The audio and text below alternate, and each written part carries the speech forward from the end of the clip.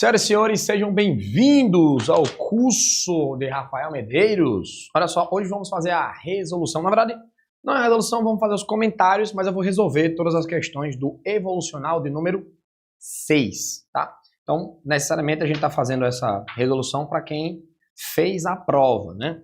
E aí eu vou começar aqui na sequência pela questão de número 93, né? A questão número 93, gente, ela falava lá de uma baía, né? Que esvaziava e enchia a cada 24 horas. E ele dizia que a gente tinha 100 bilhões de toneladas de água fazendo esse movimento. Ele dizia para você considerar como se fosse um cilindro esvaziando o tempo inteiro. E é como se esse cilindro tivesse uma altura de 16 metros. Aí olha só. Ele dizia que a massa que vai fluir aí, ela é de 100 bilhões de toneladas. 100, ó gente, bilhões é 10 a nona, toneladas é 10 a terceira, quilograma. Portanto, a gente conseguir entender isso daqui, ó. A massa seria então de 1 vezes 10 elevado a 9 com 2 dá 11, 11 com 3 dá 14.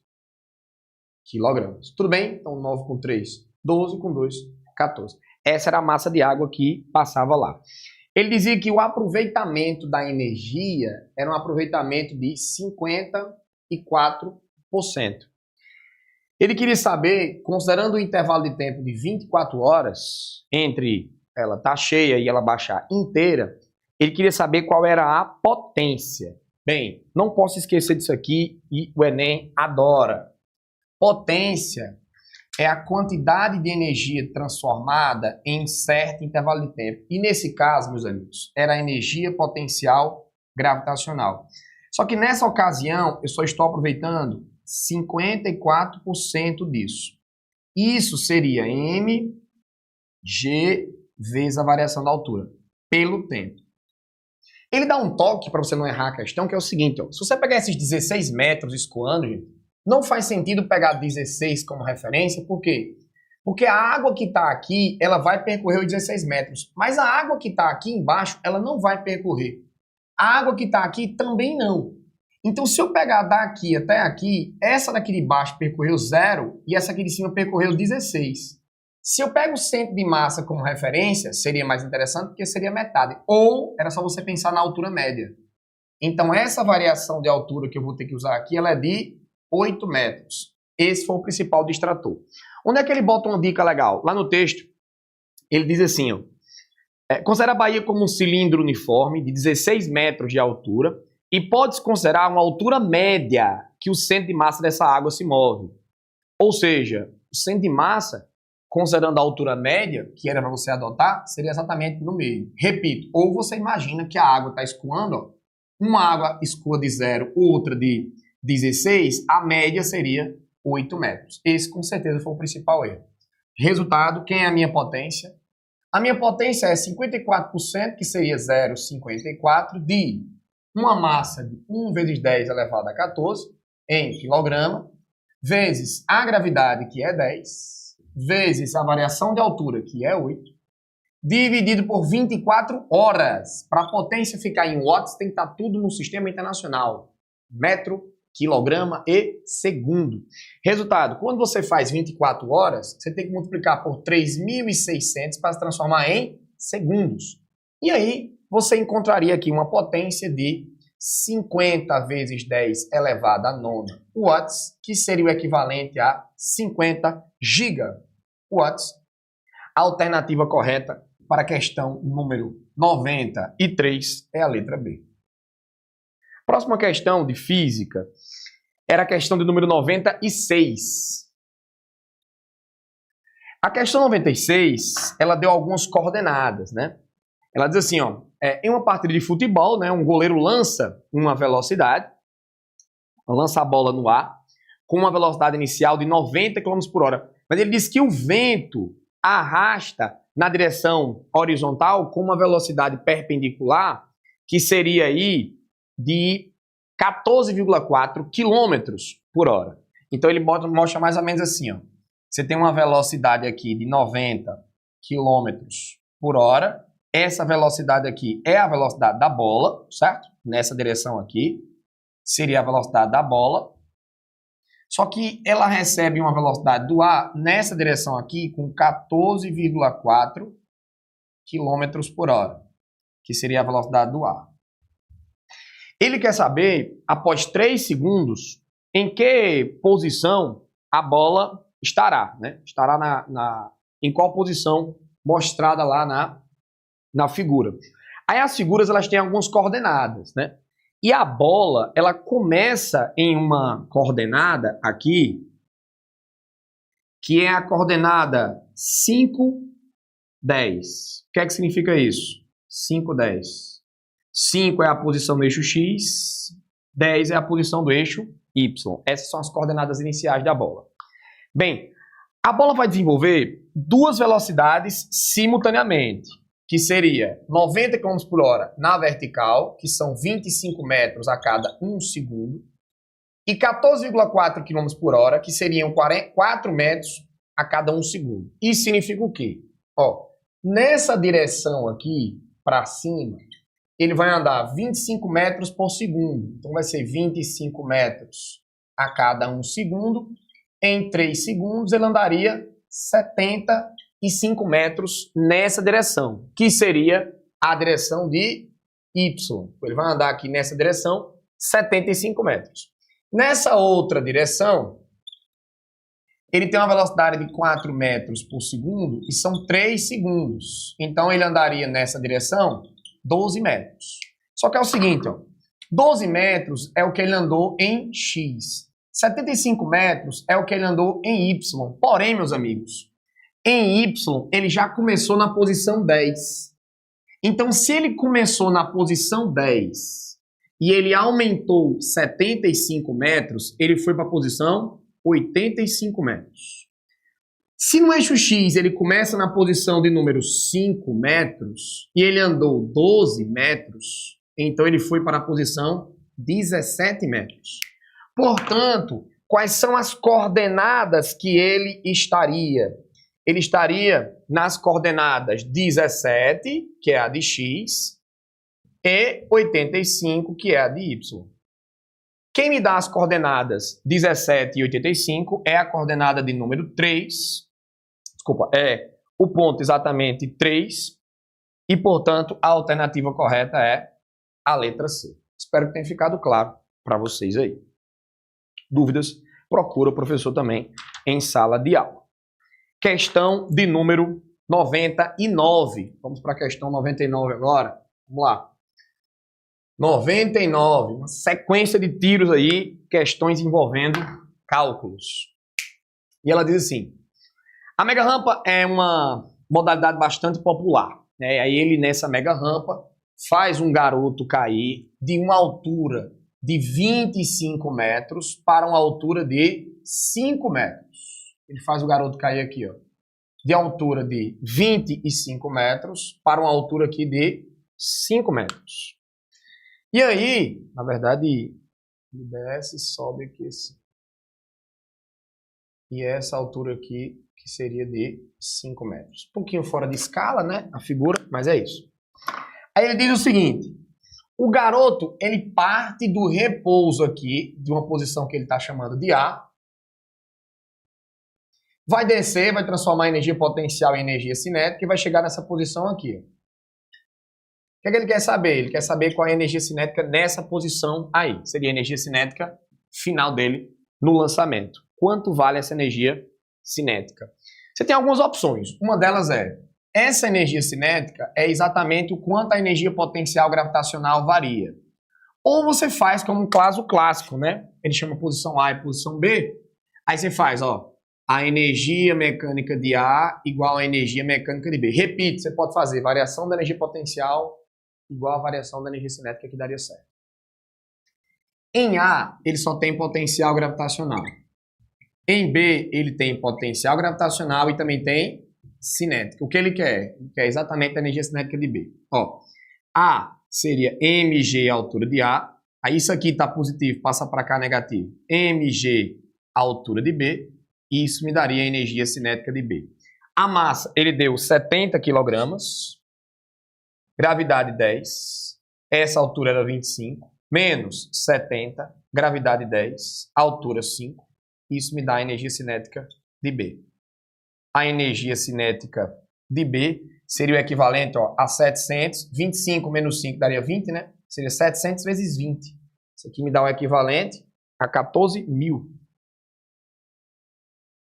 joules de energia cinética. A alternativa correta é a letra D para essa circunstância. Tranquilo para vocês? Vamos para a próxima questão. E a próxima questão é a questão de número 102, a questão polêmica. Todo mundo ficou lá em dúvida, uma questão teórica. Vamos aos fatos. Vou ler essa por completo para a gente entender. Em uma aula experimental na universidade, um professor aqueceu 2 cilindros,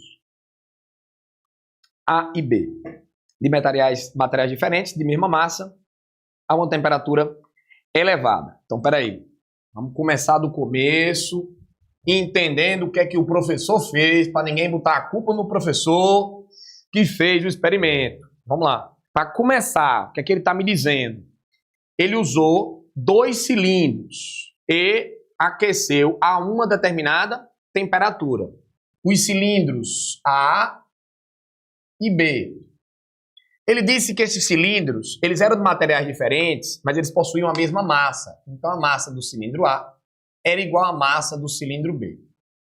Eles aqueceram os 2 cilindros a uma temperatura elevada, ou seja, aqueceu os 2 cilindros a uma determinada temperatura. Então eles atingiram aqui uma determinada temperatura e essa temperatura era a mesma. Então sofreram a mesma variação de temperatura, o cilindro A e o cilindro B. Tranquilos?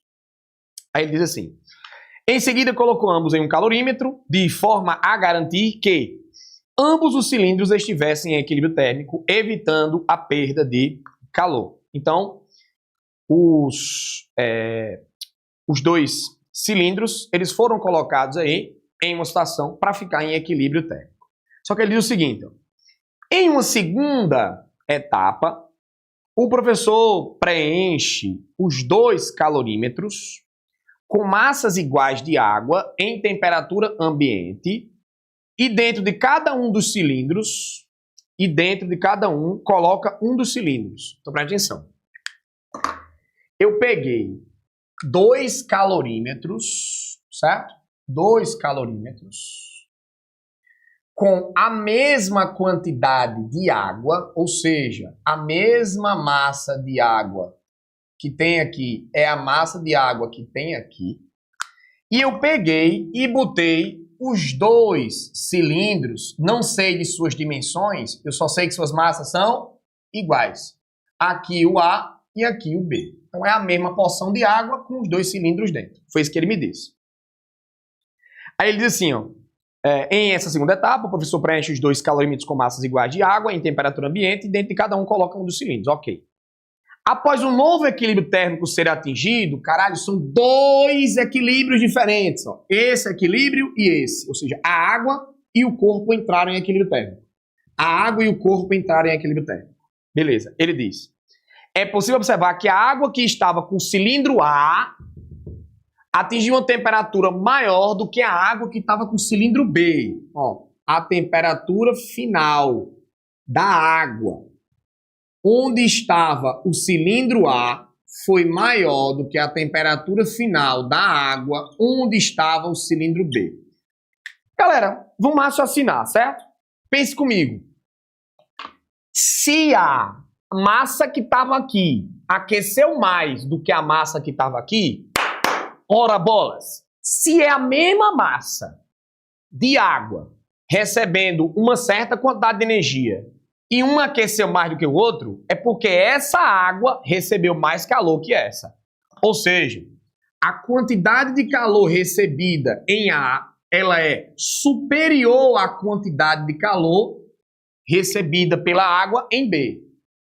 Isso significa, então, que a quantidade de calor recebida por A lá no início, para sofrer a mesma variação de temperatura lá no início, a quantidade de calor recebida por A foi maior que a quantidade de calor recebida por B.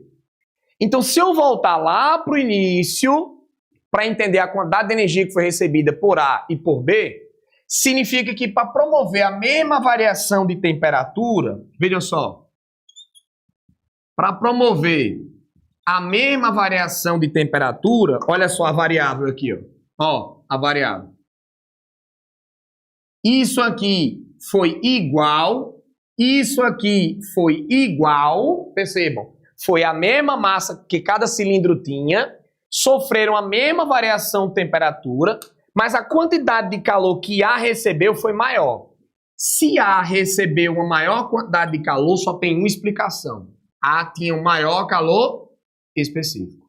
Portanto, o calor específico do cilindro A é maior que o calor específico do cilindro B. E por este motivo, a alternativa correta era: é possível concluir que o material do cilindro A apresenta um calor específico maior do que o cilindro B. A alternativa correta, letra C, essa que é a nossa questão de número 102. Próxima questão de física é a questão de número 104, certo? 104. A questão fala, né, da capacidade de ser ionizante, fala dos átomos e etc e tal. E aí fala da energia de Planck e diz que a energia é igual a HF. Bem, e aí ele fala sobre a ionização. E aí ele fala o seguinte, ó. Ele fala dos átomos, né, que são ionizantes, e ele vai dizer assim, considera-se como sendo ionizante uma radiação com energia maior do que 10 elétron-volts. Ele está dizendo o seguinte, questão 104. Para ser ionizante, tem que ter uma energia maior do que 10 elétron-volts. Maior que 10 elétron-volts já é uma energia ionizante. Aí ele diz assim, ó, em que a energia é a energia da radiação, F, e H é a constante de Planck, que mede cerca de 4,1 vezes 10 elevado a menos 15 elétron-volts vezes segundo. Veja só, onde a energia é dada por HF e essa constante, chamada constante de Planck, ela pode ser usada como sendo 4,1 vezes 10 elevado a menos 15 elétron-volts vezes segundos. Perfeito? Bom demais. De acordo com as informações apresentadas sobre uma radiação, considerando a luz viajando com a velocidade de 3 vezes 10 oitava metros por segundo, uma radiação passa a ser ionizante em qual faixa? Tá, como é que eu vou saber isso? Ele bota lá raio-x, ultravioleta, visível, vermelho, micro-ondas. Como é que eu iria saber, professor? Bem, você pode aqui usar a seguinte situação. Ele me disse que é 10 eletronvolts para começar a ser ionizante. Se eu fizer a energia igual a HF, então eu tenho o seguinte, quem é essa energia? Vou pegar como referência 10 eletronvolts. Quem seria essa constante aqui? 4,1 vezes 10 elevado a menos 15. No probleminha, eu tenho um comprimento de onda. Ele não tem a frequência. Para eu saber qual é a onda, eu teria que pegar o comprimento de onda. O que é que eu vou fazer aqui do lado? Ó? Eu sei que C é igual a lambda vezes F. Tá vendo? Ó? Então, quem seria F? Seria C dividido por lambda. Tá vendo? Ó? Então, aqui, ó, no lugar de F, eu posso colocar C dividido por lambda. E se é C por lambda, seria 3 vezes 10 a oitava. Deixa eu só organizar a unidade de medida aqui, para ficar bonitinho, ó. Eletronvolts por segundo é, ó, 3 vezes 10 a oitava metros por segundo, dividido pelo comprimento de onda. Porque eu já vou achar o comprimento de onda. E aí acabou-se. O que é que eu vou fazer, ó? Eletronvolts vai embora com eletronvolts, segundos vai embora com segundos, vai sobrar quem ali? Metros. Quem é o comprimento de onda de referência? Vai ser o seguinte, ó. Vai sobrar 4,1 vezes 10 elevado a menos 15 vezes 3 vezes 10 a oitava metros, dividido aqui por 10. Ó. Esse comprimento de onda vai ser igual a... Vou fazer o cálculo aqui com vocês. Olha só. Isso aqui vai me dar... Vamos aqui. 4,1 vezes 3, vai me dar 12,3. Isso aqui me daria 12,3 aqui em cima, certo? Dividido aqui por 10, daria 1,23.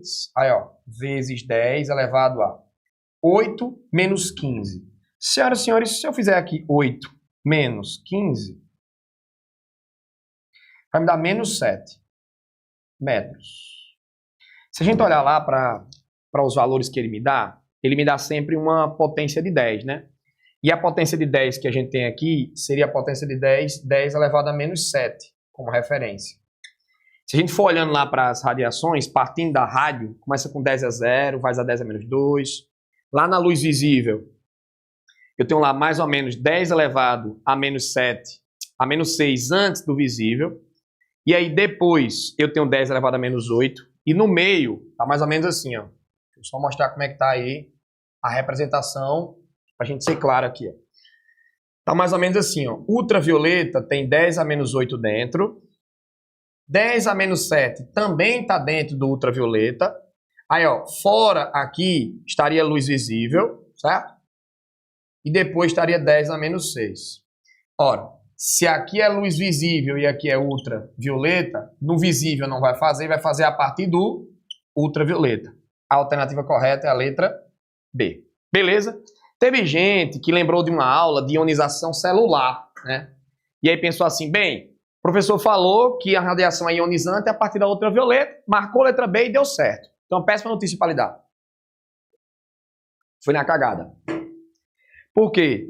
Porque, na verdade, a ionização, que é arrancar o elétron de um átomo, a depender da situação e do processo, ela pode ser maior, ela pode ser menor.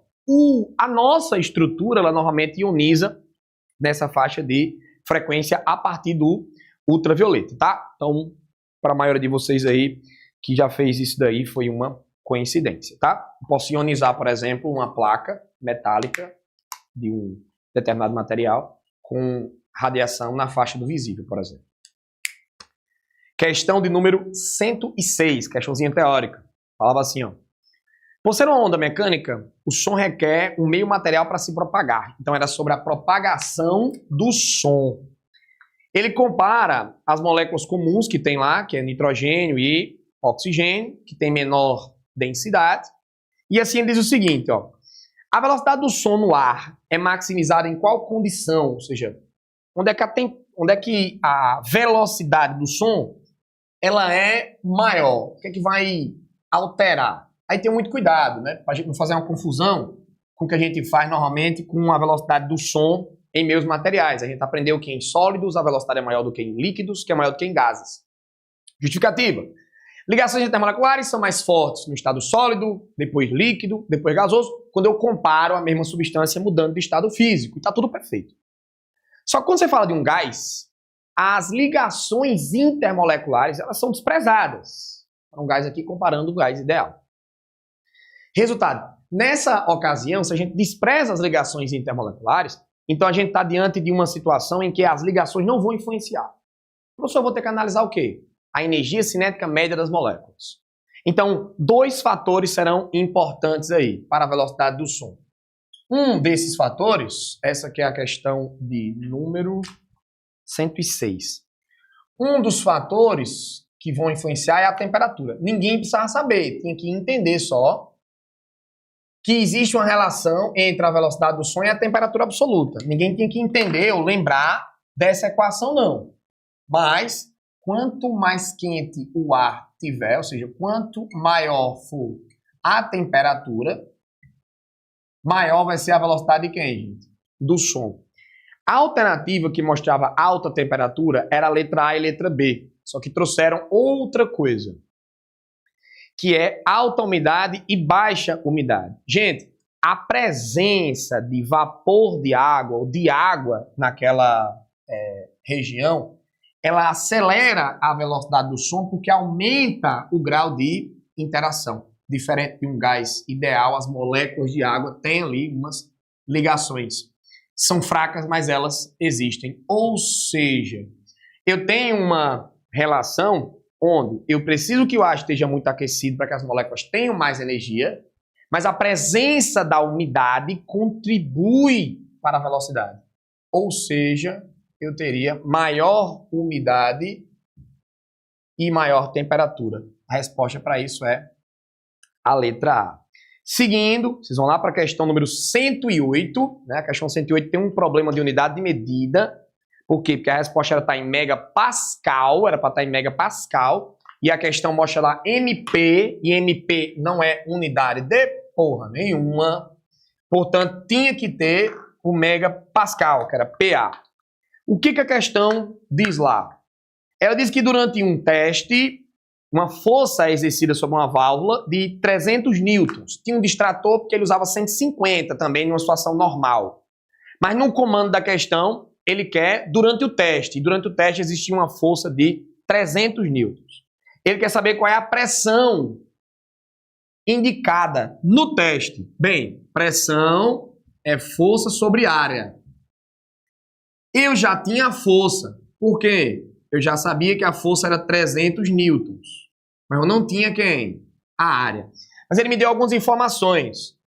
Me deu o fluxo de água ou vazão, que era 180 litros por minuto.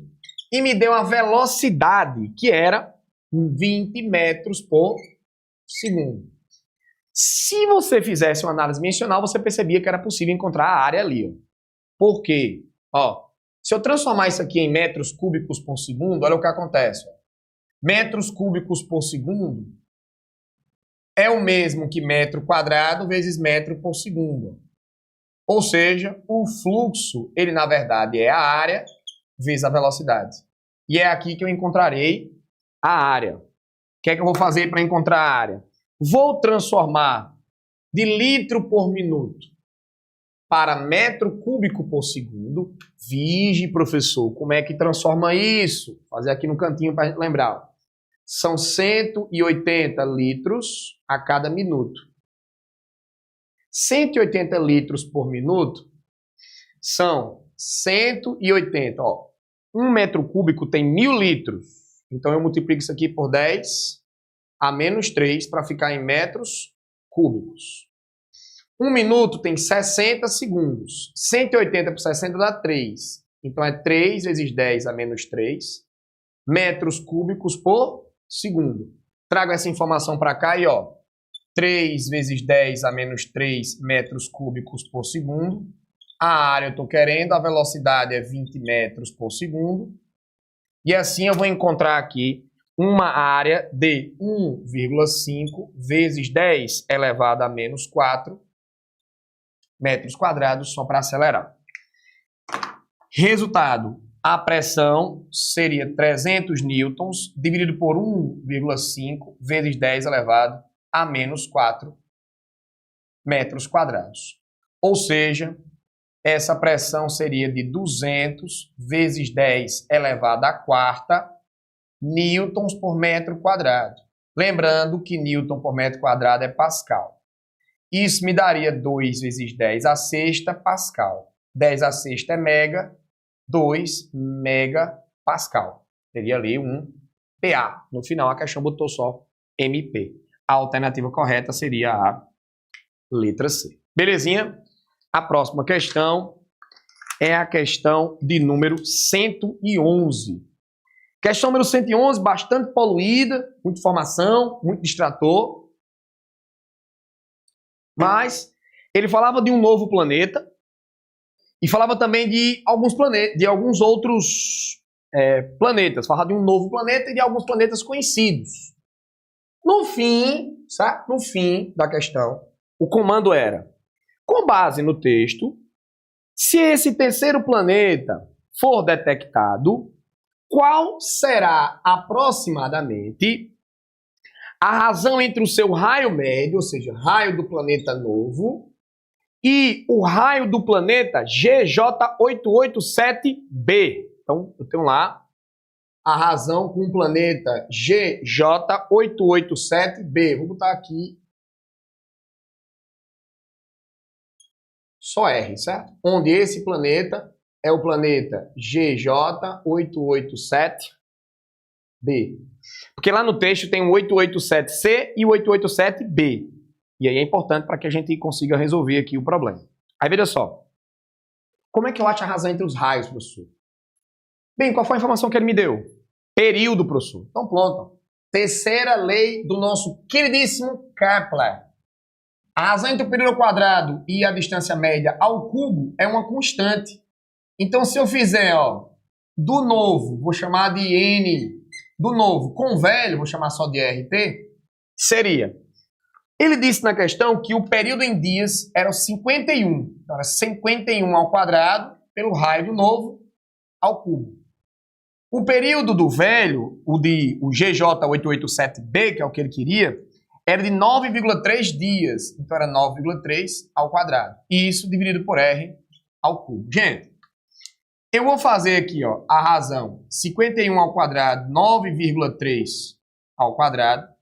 Para essa razão ficar, ó, Rn por R, não tá ao cubo, tá? Eu passo a raiz cúbica aqui, em ambos os termos, e ela sai daqui, ó. E aí você vai achar uma razão de aproximadamente 3. Vocês vão encontrar 3,1 aproximadamente. Mas nas alternativas o valor mais próximo disso é 3, e portanto, a letra B seria a resposta. Belezinha? Show de bola, sem perder muito tempo. Vamos para a próxima questão, que é a questão de número 114. Vamos lá. Ela diz assim, ó. Dispositivos que utilizam sensores inteligentes são cada vez mais utilizados para automatizar sistemas de diferentes funções. Exemplos desses dispositivos são sensores de umidade que podem ativar a irrigação ou uma plantação, ou sensores de fumaça que disparam um alarme automaticamente de incêndio. Um dos sensores mais comuns é o LDR, que é um receptor de luz que funciona como uma resistência variável. Um sensor é utilizado em postes de iluminação pública, de maneira que, quando anoitece, sua resistência cai e as lâmpadas dos postes se acendem. Veja só, existem diversos esquemas, ninguém tem que decorar como é que é um esqueminha disso, certo? Existem diversas formas disso. O formato mais recente, mais novo, é isso que ele vai mostrar. Ó. O LDR é conectado em série às lâmpadas. Então, eu tenho o sensor ligado em série com a lâmpada. Aí ele diz o seguinte, ó, e tudo está submetido a uma DDP de 220 volts. A variação da resistência do LDR, de acordo com a intensidade da radiação solar, é dada pelo gráfico. Então, tem um gráfico aí que eu vou mostrar para vocês vão ver, na verdade, na questão da resistência do LDR em função da irradiação. Aí ele fala o seguinte, considere que a resistência da lâmpada nos postes é 1,5 kΩ e que a corrente mínima que deve atravessar isso daqui é uma corrente de 80 mA. Pergunta-se qual é o valor da irradiação para que a lâmpada acenda. Bem, para a lâmpada acender, eu preciso que a corrente seja pelo menos isso. Só que aqui tem uma soma, tem duas resistências, tem a do sensor e a da lâmpada. Então, vou fazer o seguinte, qual a resistência que eu tenho que ter aqui para dar essa corrente? U é igual a R vezes I, a DDP é 220 volts, a resistência eu estou querendo, a corrente é de 80 mA, que seria 80 vezes 10 a menos 3, e assim eu vou encontrar uma resistência de 2,75 vezes 10 a terceira, né, que vai ficar mais 3, portanto, quiloohms. Só que esse circuito está em série, certo? Se ele está em série, para dar 2,75, considerando que a lâmpada tem 1,5, quanto seria o outro valor? Ora, 2,75 menos 1,5, que daria 1,25. Esses dois valores somados me daria essa resistência, que me daria essa corrente. Quando você olhar o gráfico e for olhar aí aonde tem 1,25, quando você pegar aqui 1,25, você vai ver que 1,25 está conectado aqui com uma radiação de 0,6 kW por metro quadrado. Por isso, a alternativa correta era a letra C. Belezinha? Bom demais. Próxima questão é a questão de número 116. Olha a próxima questão, por favor. Questão 116 diz o seguinte. Uma mulher russa de 65 anos virou heroína ao se jogar em um lago com a superfície congelada para salvar um cão da raça Husky. O caso aconteceu no dia 6 de fevereiro de 2022, quando os termômetros da cidade marcavam menos 3 graus Celsius. A temperatura do ambiente era menos 3. Essa é uma atitude que, apesar de corajosa, pode ser muito perigosa, pode por conta de ocorrer uma hipotermia. Veja só, ela pulou no lago, certo? Só que o lago certamente estaria ali numa temperatura em torno de 0 grau. Enquanto que a temperatura do ambiente era menos 3 graus Celsius. Você imagina que menos 3 está no ambiente e imagine que a água está lá a 0 graus. Isso aqui é a temperatura do ambiente, portanto, do ar. Isso aqui é a temperatura da água. O risco mencionado aumenta quando a mulher pula no lago, pois a água apresenta em relação ao ar 1. Ó, vocês nunca confundiram, certo? Preste bem atenção. O ar, quando você está aqui no ar, no ambiente da cidade que está a menos 3 graus Celsius, é a cidade que está a menos 3 graus Celsius. Tu vai alterar a temperatura da cidade? Não, vai continuar a menos 3. Tu, quando pular na água, vai alterar a temperatura da água? Não. Se você não vai variar a temperatura da água, se você não vai variar a temperatura do ar, não teve variação de temperatura, portanto a troca de calor não vai gerar variação de temperatura no ar. Vai gerar no seu corpo, porque você vai pular lá. Mas por que na água que está a 0 é mais perigoso do que no ar que está a menos 3? Por que é mais perigoso? É que quando você pular na água, você vai receber uma maior quantidade de calor. O ar é um péssimo condutor de calor. O ar é um meio isolante. O ar é um péssimo condutor. O ar é um excelente isolante. A condutividade térmica da água é maior do que a condutividade térmica do ar. As opções eram letra A, calor específico, letra B, calor latente, letra C, capacidade térmica, letra D, condutividade térmica, letra E, temperatura menor. Bem, a temperatura menor não podia, porque a água estaria a 0 e o ambiente estaria a menos 3. As outras opções, calor latente só faria sentido se mudasse o estado físico, não é o caso.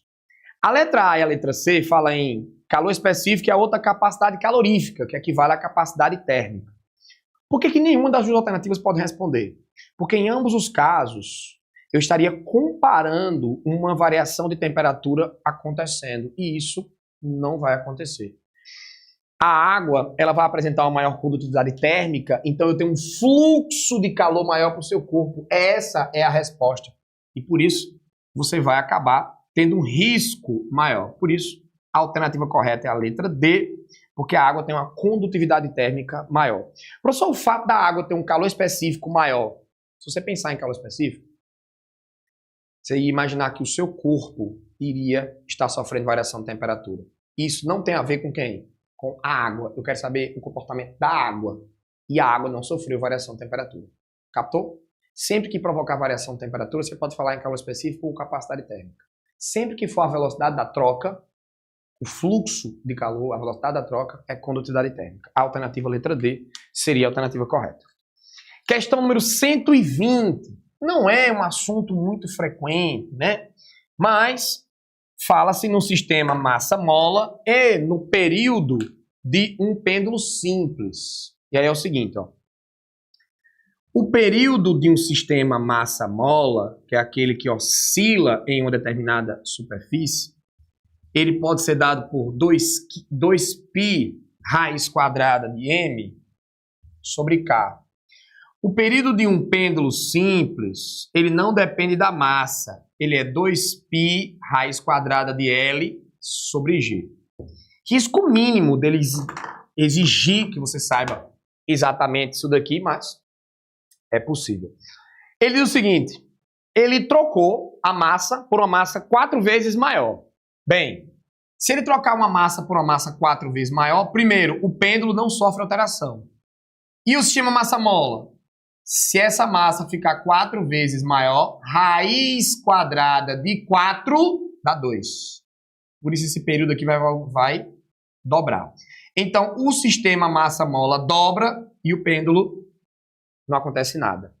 A alternativa correta é a letra B, que diz: o período do sistema massa-mola dobra, enquanto o período do pêndulo permanece o mesmo. Se eu soubesse que o período do pêndulo permanece o mesmo, já ajudaria bastante, porque você já conseguiria aí ficar pelo menos entre 2 ou 3 alternativas. Belezinha? Próxima questão, por favor, é a questão de número 122. Questão número 122. Vamos nessa. Questão diz assim, ó. Considerando que, com exceção do início e do final da viagem, o trem-bala viaja com uma velocidade constante, o tempo que se levaria para ir de São Paulo a Maceió, eu apagando aqui, com esse novo trem, seria aproximadamente. Aí vamos lembrar aqui do que a questão fala, certo? A questão diz que no início ele acelera por 30 quilômetros. Cadê, meu Deus? Tá aqui. Ele diz assim, ó, o único ponto negativo é que, devido ao seu tamanho e à espantosa velocidade que ele pode atingir, que inclusive é 600 quilômetros por hora, o único ponto negativo é que, devido ao tamanho, ele precisa começar a diminuir a velocidade cerca de 30 km antes. E leva cerca de 20 km até atingir a sua velocidade máxima. Então, peraí. Ó. Partindo do zero, ele atinge 600 km por hora, depois de ter percorrido 20 km. Aí ele anda uma certa distância, e aí no final, ele tem uma velocidade de 600 km por hora, e ele reduz a velocidade a zero depois de ter percorrido 30 km. Então ele percorre 20 antes e 30 depois, para que ele pare. Aí ele diz assim no problema: a distância em linha reta entre São Paulo e Maceió é 1.930 quilômetros. Essa distância toda aqui, ó, é 1.930 quilômetros. E uma viagem entre essas cidades leva cerca de 35 horas de carro e 2 horas e 45 minutos de avião. A pergunta é, quanto tempo duraria essa viagem nesse novo sistema de trem-bala? Como é que eu vou fazer, professor? Primeiro, são 1.930 quilômetros. Se são 1.930 quilômetros, vou fazer só um cálculozinho aqui, eu teria 1.930 menos 50, né? 1.930, eu sempre faço na calculadora, gente, porque o TDAH é muito grande. Pode dar erro.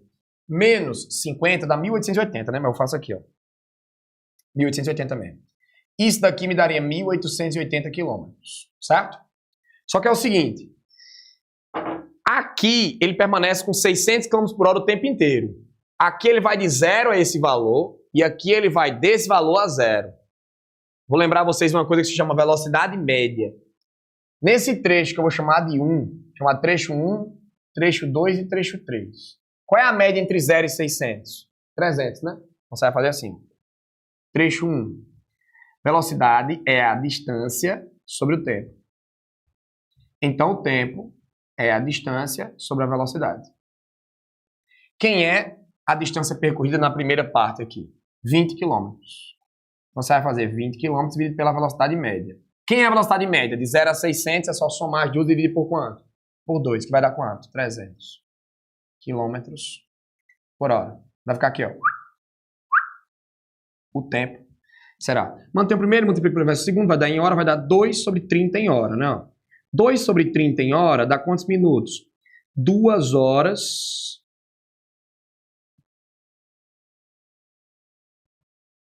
Por 30 seria 2 sobre 30, né? Aqui seria, ó, 60 sobre 30, que me daria 2. Ó. E 2 vezes 2 dá 4. Então eu teria 4 minutos aqui.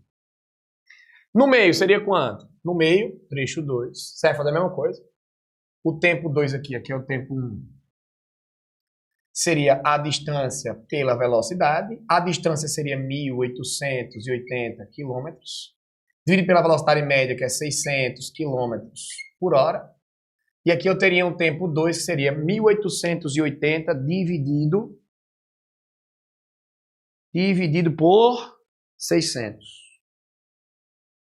Isso aqui vai dar em hora, né? Vai dar 3,13, né? Então aqui eu vou deixar em minuto mesmo. Vai ficar... Se eu botar isso aqui em hora, vai dar 13,13 em hora. Seria chato fazer isso aqui na prova. Por quê? Porque aí nas alternativas está 3 horas em alguma coisa, né? E eu teria que ter esse 0,13 aqui em minutos. E esse 0,13 em minutos... Deixa eu ver aqui se daria certo aqui, só um minuto. Ver se fica melhor. 1.800, eu acho que vai ficar melhor. Vezes 60 dividido por... Melhor, é melhor. É melhor fazer o seguinte, ó, na hora da prova aqui. Era muito melhor achar tudo em minutos, certo? Eu pegava isso aqui, ó, transformava em minutos, porque ficava 1.880 dividido por 600 em hora. E aí eu teria 1.880 vezes 60, estando em minutos. Por quê? Porque aí, ó, eu encontro, ó, 188 minutos. Era mais prático. Certo? E 3. Trecho 3, o tempo 3 seria a distância pela velocidade. Lá no 3 é 30 km. Seria 30 km dividido pela velocidade, que seria a média entre 600 e 0, né? Você faz 600 mais 0 dividido por 2 também. Ah, mas o trecho não é maior, não importa. A média é 600 mais 0 dividido por 2. Inicial mais final dividido por 2. Então seria 300. Aqui, ó. Aí, ó, vai dar 1/10, né? Ou seja, se é 1/10, é 1/10 hora, seria 60 minutos dividido por 10, isso aqui me daria 6 minutos. Ou seja, no total eu tenho 4 minutos com 6 minutos dá 10, 10 minutos com 188 me daria 198 minutos. Só que na prova não tinha 188 minutos, não tinha 198 minutos. A gente tinha o tempo em horas com uma parte em minutos. Então são 3 horas em alguma coisa. Bem, eu sei que 3 horas são 180 minutos, correto? 198 menos 180 dá 18 minutos. Então seriam 3 horas e 18 minutos. A alternativa correta seria a letra C. Tudo bem? Próxima questão, por favor. Passando aqui, vamos para a questão de número 125, por favor. Questão de número 125. Diz o seguinte, ó. Ele mostra uma montanha-russa, galera subindo, descendo na montanha-russa. Aí diz o seguinte. No ponto mais alto da montanha-russa, a energia potencial gravitacional do conjunto rato, carrinho, rato e andorinha, que é o pessoal que está lá na montanha-russa, é... Aí, gente, aqui era trivial demais, ó. A energia potencial gravitacional, ela é mg vezes a variação de altura que eles sofreram. E aí ele fala de uma relação de proporcionalidade. Aí ele bota inversamente proporcional à massa. A energia potencial é diretamente proporcional. Depende da velocidade? Não. Letra C, é diretamente proporcional à altura do carrinho em relação ao solo? Quanto maior a altura, maior seria essa energia potencial. Por isso a alternativa correta era a letra C. Questão mais fácil da prova, disparado. Próxima questão é a questão de número 130. Olhem a questão número 130. A questão número 130, ela quer saber o número de elétrons transmitidos entre a Terra, transmitido para a Terra durante um raio. Questão 130. Como é que eu achava o número de elétrons? Eu lembro a vocês que a quantidade de carga é o número de elétrons vezes a carga elementar. Se em módulo, seria isso. A questão fala sobre a corrente elétrica e sobre o tempo. A corrente elétrica é a quantidade de carga que passa em um certo tempo. Gente, a questão deu a corrente e deu o tempo. A quantidade de carga seria a corrente vezes o tempo. Repito, me deu a corrente, que era de 30 kA, ou seja, 30 vezes 10 a terceira ampere. Me deu o tempo, ele diz que essa descarga acontece em 2 segundos. Essa quantidade de carga é N vezes a carga elementar. A carga elementar é 1,6 vezes 10 elevado a menos 19 coulomb. Coulomb e ampere vezes segundo são unidades compatíveis, uma vai embora com a outra. E eu encontraria um número de elétrons de 3,75 vezes 10 elevado a 23 elétrons.